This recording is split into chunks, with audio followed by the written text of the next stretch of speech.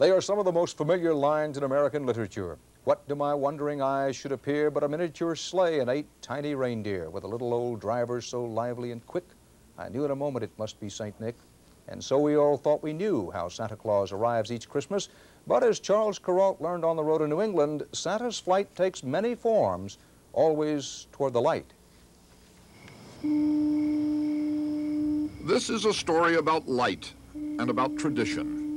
It begins in 1927 when a pilot, lost in bad weather off the coast of Maine, spotted the faint gleam of a lighthouse, turned toward the light, and taking his bearings from lighthouse to lighthouse, was saved.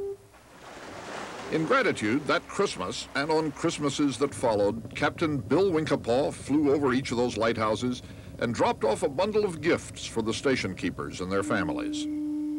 In 1936, New England author and historian Edward Rose Snow took up the tradition and flew the Santa Claus flight to the lighthouses in good weather and bad for 44 years, taking his wife and daughter along to help him with the well-padded packages of toys and books and candy that he dropped at the isolated lighthouses.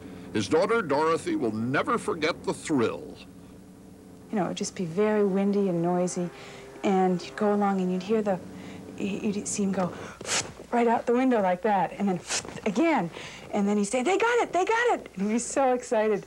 And my mother would say, "Now, Edward, don't lose your hat, come back in here." Thank you for the things you sent down. I wish I could have seen the package fall. Anna Merle Snow has kept all the letters from Halfway Rock and Monhegan, Cuttyhunk and Nantucket, from children in lonely places. I saw you drop the package over Eastern Point Light, and I was the one who got it.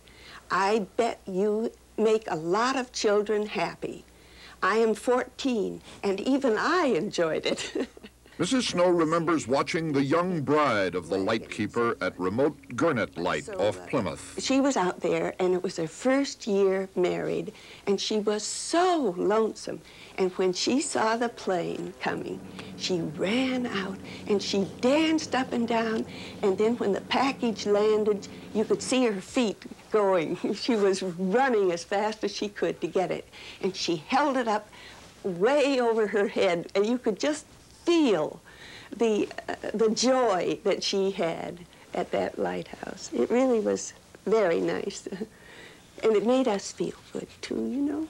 What the Snows remembered all those years, and what other people, safe in cities, forgot, was that there were people out there on those islands and headlands, Coast Guardsmen and their families, alone most of the year, and alone at Christmas.